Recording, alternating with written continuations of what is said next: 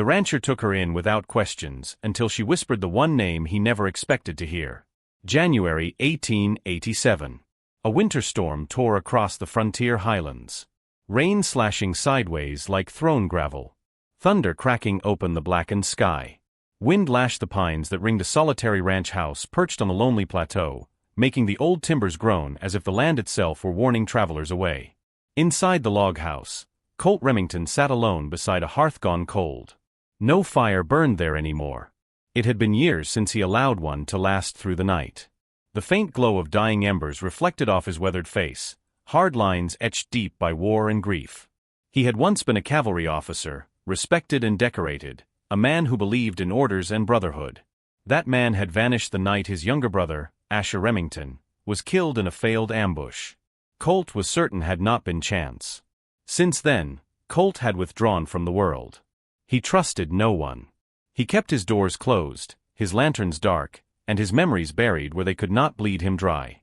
The knock came suddenly. 3 raps against the door, light, but desperate. Colt's body went still. His hand closed around the grip of the revolver at his hip. No one ever came here. Not in daylight. Certainly not in a storm like this. He waited, listening past the thunder, until the sound came again. 3 knocks, uneven now, as if the hand making them were failing. Slowly, Colt rose and crossed the room. He opened the door with the gun hidden behind his leg. A woman stood on his porch. She was drenched to the bone, dark hair plastered to her face, rain streaming down her hollowed cheeks. Her eyes were wide with fear and exhaustion. Her lips blue from cold. Blood seeped through the torn fabric at her shoulder. In both arms, she clutched a small canvas satchel, holding it tight against her chest as though letting go would finish her. "Help," she whispered, voice barely carrying over the storm. Then her knees buckled and she collapsed forward. Colt caught her just in time. For a heartbeat, he hesitated. Rain soaking into his sleeves, the weight of a stranger in his arms. She could be trouble. She could be bait. She could be the very thing he had spent 6 years avoiding. But instinct, older than fear, took over. He carried her inside and laid her gently on the bench near the hearth. Her skin was icy. He stripped off her soaked coat, revealing the wound in her shoulder, crude and hastily bound. Working in silence, Colt cleaned and wrapped it as best he could. The woman never woke, but even unconscious, her fingers remained locked around the satchel. He did not pry it from her. Instead, he pulled a dry blanket over her, removed her wet boots, and stood for a long moment, watching her shallow breaths fog the air. Then from a shelf long untouched, he took down the storm lantern, the only one he had kept when he extinguished all the others. It had been Asher's. A foolish gift once given with a grin and a promise to always come home. Colt lit it. The soft amber glow filled the room, chasing back shadows he had lived with for years. He set the lantern on the table beside her and said nothing. The storm raged on through the night. Near midnight, the woman stirred, her brow tightened, her body twitching as if caught in unseen hands. She whispered in her sleep, broken phrases spilling out between shallow breaths. "Do not trust them." A pause, a shudder. Asher said not to. Tears slid from the corners of her eyes. Colt leaned closer, heart hammering in his chest. "Asher," he murmured, but she slipped back into uneasy stillness, leaving only the rain and the lantern's low hiss to answer him. By morning, the storm had weakened into a cold, steady drizzle. Colt stood at the stove, stirring a pot of thin soup when he heard movement behind him. The woman was awake. She sat up slowly, eyes darting around the room, one hand immediately finding the satchel at her side. Her gaze landed on Colt, wary and guarded. He turned, studying her carefully. "What's your name?" he asked. She did not answer at once. Her fingers tightened on the bag. She swallowed as if weighing every word against danger. Finally she spoke, her voice low and strained. "I need to find someone," she said. Then barely above a whisper, "Asher Remington." The spoon slipped from Colt's hand and clattered against the stove. For a moment, the world narrowed to that single name, the one he had tried to bury, the one that still cut him open every night. Colt stood frozen, staring at the woman who had brought his past to his doorstep. The door he had sealed for years had been knocked open at last. The tin spoon struck the basin with a loud clang. "Where did you hear that name?" Colt snapped, his voice suddenly sharp enough to cut stone. The woman flinched. She sat up straighter, still pale, still clutching the canvas satchel to her side. Her lips parted, but no answer came. For a long moment, she simply stared at him as if weighing whether she was still in danger. Then slowly she reached inside the satchel and pulled out a folded bundle of paper. Hands trembling, she extended it toward him. He didn't take it immediately. The storm outside had become a whisper compared to the thunder building inside him. "What is this?" he asked, voice lower now, more dangerous. "My name is Margot Ellis," she said quietly. "This belonged to Asher." Colt's breath caught. She placed the papers on the table between them. At the top of the stack were several weathered letters. The paper yellowed and soft at the corners, but one stood out. A sealed envelope, edges fraying, addressed in a familiar hand for Colt Remington. "If I don't make it." Colt stared at it, unmoving. That handwriting. Asher's, he could never forget it. They had shared letters through half a dozen outposts, through half a dozen wars. But this envelope, this had never reached him until now. He picked it up like it might explode in his hands. The silence between them stretched thick. Margot broke it first, her voice brittle. "He gave that to me 3 days before he died. He told me to keep it hidden. Said he couldn't trust anyone else." Colt narrowed his eyes. "Why you?" Margot hesitated. "I was a field nurse. He came in with a minor wound, a busted shoulder. Stayed for 3 days. We talked mostly about meaningless things. But the night before he left, he said something was wrong. Said he thought someone up the chain was feeding information to the other side, someone with access to classified routes and troop movements." Colt's eyes didn't leave her. "He said if anything happened to him, I needed to find you," she continued. "That you'd know how to read what he left behind. He said that." Colt's voice was dry. Almost a whisper. She nodded. "I didn't understand it all. Not then. But when he died, when they said it was a random skirmish, I knew something was wrong. And you've been running ever since." She gave a bitter laugh. "You can't know something like that and not be hunted. I didn't even open the letter. I just held on to it. I didn't know who to trust. I didn't even know if you were alive." Colt opened the letter slowly. Every fiber in his body tense. Inside were 3 pages. He read in silence, his eyes scanning quickly and then again slower. His jaw tightened. The codes, the phrases, the signature at the bottom, all of it was Asher. And the last line stopped him cold. "Only Colt will know what this means. It's the same code we made when we were kids in the old barn behind P's place."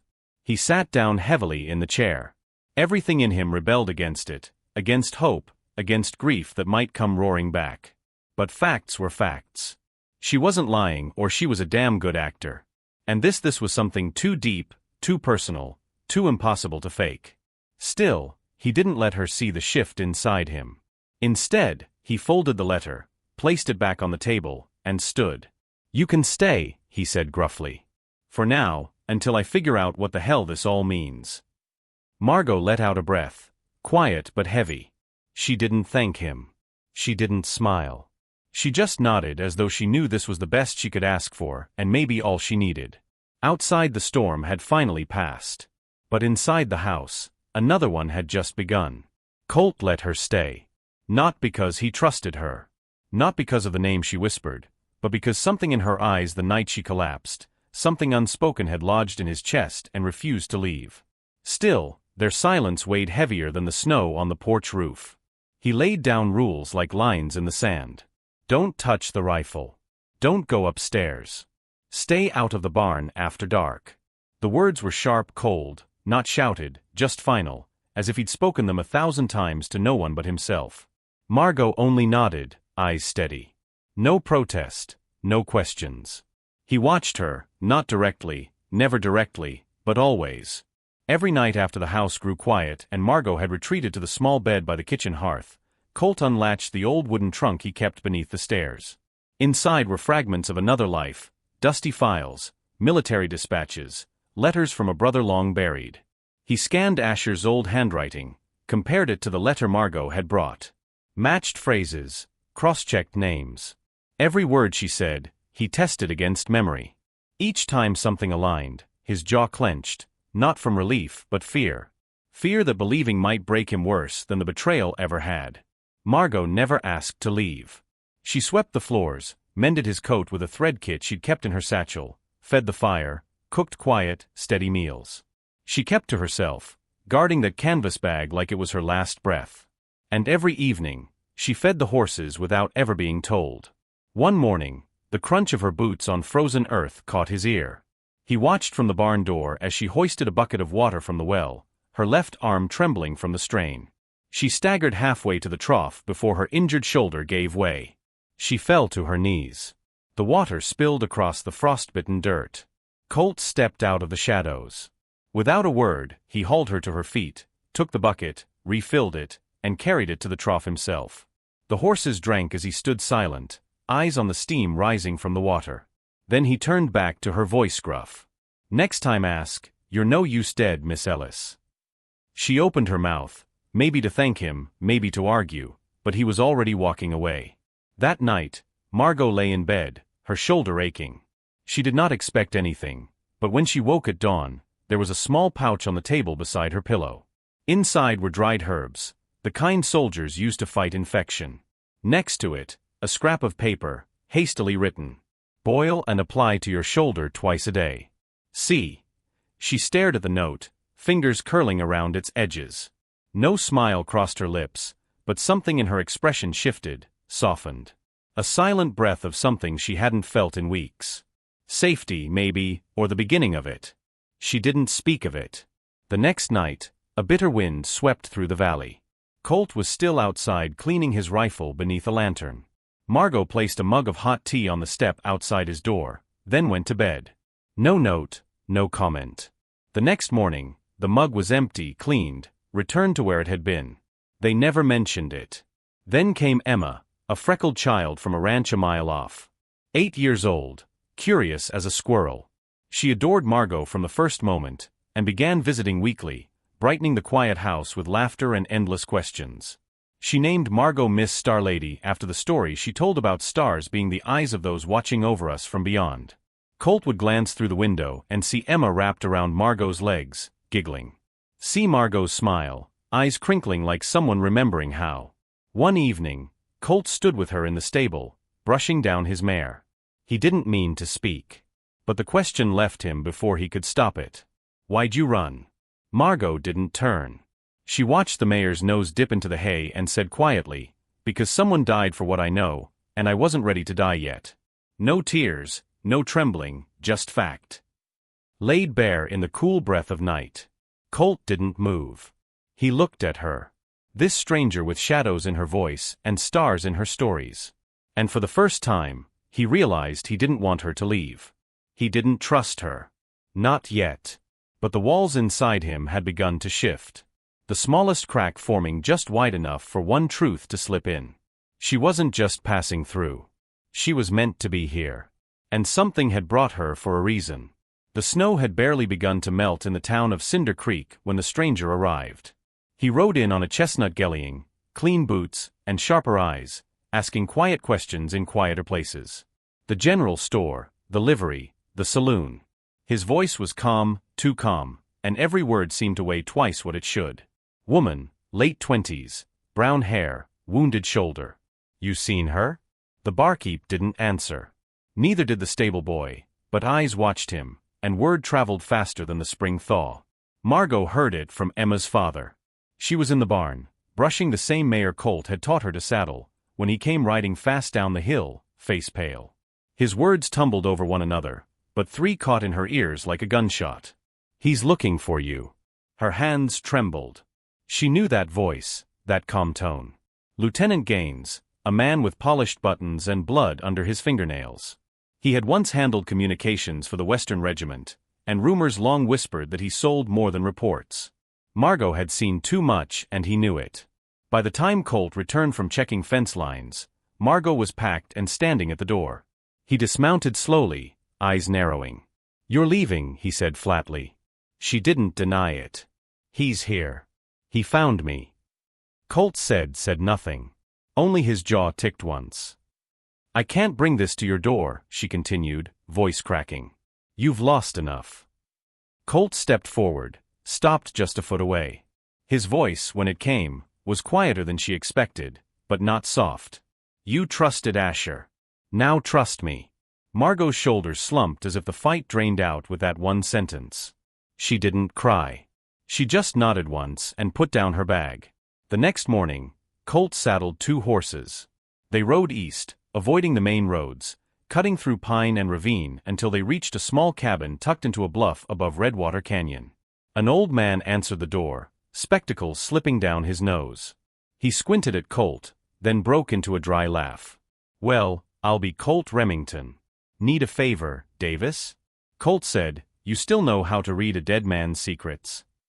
The man was Davis Keene, once a military attorney who had walked away from courtrooms after a scandal that nearly cost him his life. He owed Colt, and more importantly, he had nothing left to lose. Inside by a warm stove, Davis examined the letter Margot carried, the one signed by Asher, sealed with a mark Colt recognized, a symbol they had invented as boys used in their army field notes. "This isn't forged," Davis confirmed after a long silence. "And the accusations inside, if half of this is true, someone's been burying bodies with paperwork." He looked at Margot. "You're a brave woman, Miss Ellis, and likely a hunted one." Meanwhile, Colt had sent word through a telegraph line he hadn't touched in years. A friend, former scout, now a bounty tracker, was asked to look into Gaines, find out who he worked for, where he had been since the war, what names followed in his wake. He didn't say it aloud, but Margot knew. This wasn't about curiosity anymore. It was about justice or vengeance or maybe just truth, whatever was left of it.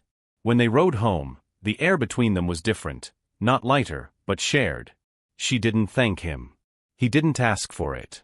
But when night fell, and he paused before heading to bed, she met his eyes in the hallway and said only, "You didn't have to believe me." Colt's gaze was steady. "I didn't," he said, "but I believe Asher did." That was enough for now. It took Davis Keene nearly a full day to unlock the last pieces of the sealed envelope. There were layers to it, codes within codes, a cipher buried in the margins, almost invisible unless you knew what to look for. Davis had seen military encryption in his time. But this was personal. When he unfolded the final page and laid it flat on the table, his face went pale. "There are names in here," he said quietly. "And not the kind whispered in saloons." Colt stood still by the window, arms crossed, eyes locked on the snow melting outside. Davis cleared his throat and read, "Captain Elias Morse, Major Heath Harland, Lieutenant Silas Gaines." Each name was written in Asher Remington's precise hand. But it wasn't just a list of suspicions. The letter detailed incidents, falsified orders, redirected supply routes, sudden ambushes that made no sense on the surface, but aligned with the traitor's supposed movements. And at the end of the page, a signature, Brigadier General L.T. McHenry, stamped and dated 2 weeks before Asher's death. "This letter should have gone straight to tribunal," Davis muttered. Instead, it vanished. And so did the man who wrote it. He turned the last page over, and there it was, a cipher key, 6 digits, and a symbol that meant nothing to most. But Colt stepped forward slowly, hands shaking. He reached into his coat pocket, pulled out an old worn field book with frayed corners. Inside was a page from long ago, scribbled by 2 brothers during the war. Colt traced the symbol. It matched. "It's mine," he whispered. "Asher used our childhood cipher. I taught it to him when he couldn't even read yet." His voice cracked. He turned away. Knuckles pressed against his mouth. Margot stood quietly behind him. Then without hesitation, she walked over and placed a hand over his. Colt didn't move, but he didn't pull away either. "He tried to save everyone," he said, voice raw. "And they silenced him." Margot squeezed his hand. They didn't look at each other, but for the first time since that stormy night, she knocked on his door. They stood as something more than strangers. They were comrades bound not by past pain but by the same fight. "What are you going to do?" Davis asked.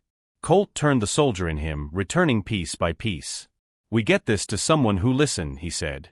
"We take this to Fort Banner. It's the nearest federal post that still holds court authority." Davis raised a brow. "And you think they'll just welcome you in with open arms?" Colt's mouth curved into something half between a smirk and a grimace. "No," he said, "but I've still got my badge and a debt owed from the man in charge there."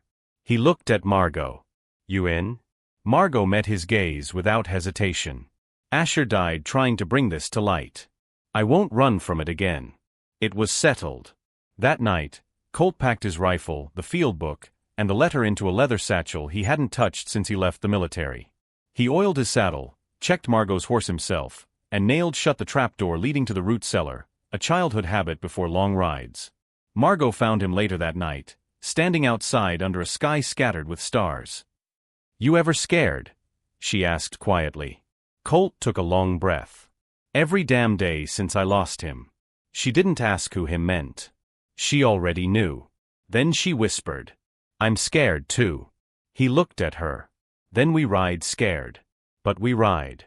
Colt steps fully out of the shadows. Not just for justice, but for the woman who carried truth through storms, and for the brother who had never stopped fighting, even after death. They never made it into Fort Banner, at least not the easy way. The narrow mountain road curved around the red clay hills just before the main gates of the federal post. The snow had mostly melted here, but the mud was thick and the wind sharp. Colt's instincts flared before he even saw the glint of metal. "Down," he barked, pulling Margot off her saddle just as the crack of a rifle echoed through the pass. Bullets ripped through the brush behind them. Margot hit the ground, gasping, her fingers flying to the inside of her coat.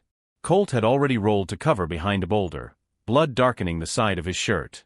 From the ridge above, 3 riders appeared. The man in the middle wore a gray coat, high boots, and a sneer that hadn't changed in years. "Gaines." Well, Remington," he called, voice echoing off the stone.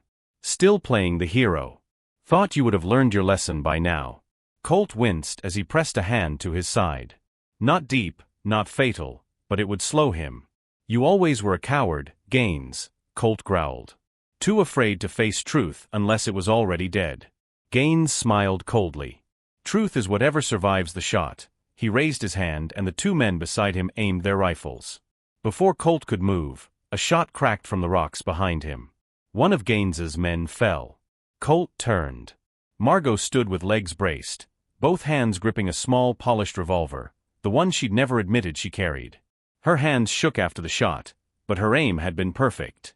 "Get to the ridge," Colt shouted, pushing to his feet. Together, they scrambled up the incline, exchanging fire with Gaines and his last remaining man. Colt's arm throbbed, but he moved with purpose, every step fueled by fury and clarity. When they reached the top, the gunfire ceased.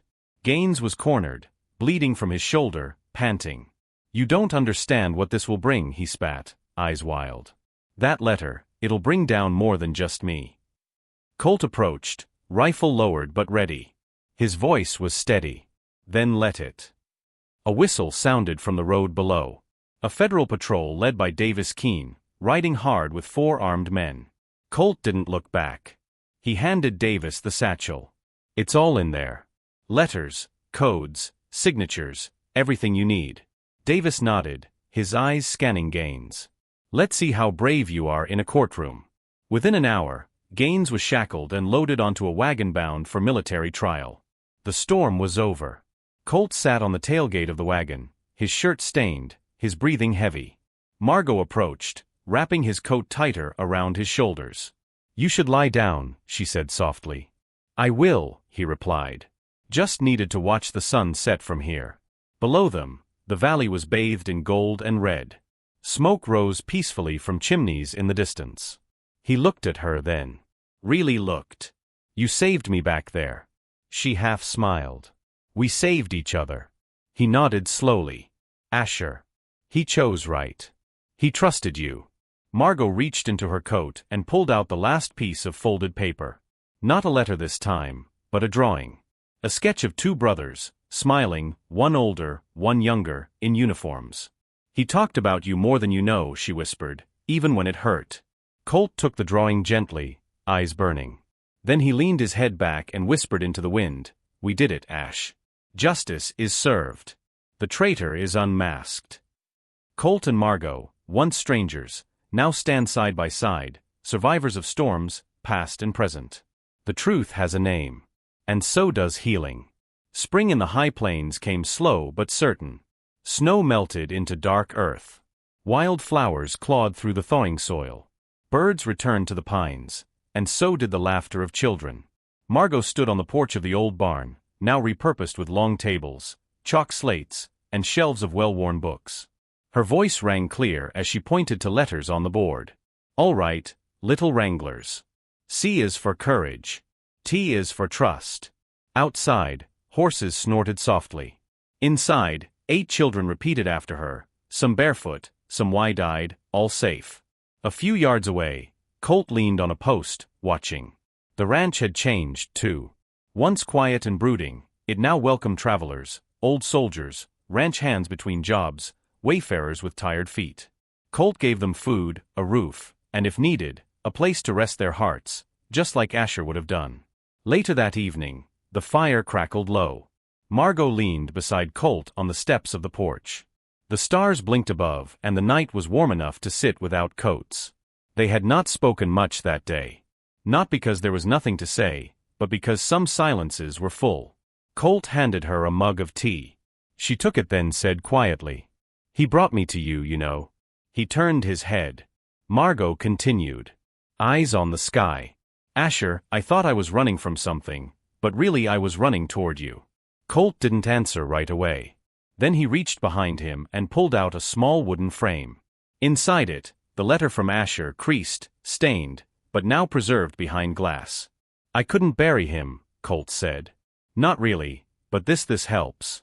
He stood, walked inside, and hung the frame on the wall near the window where dawnlight would hit it each morning.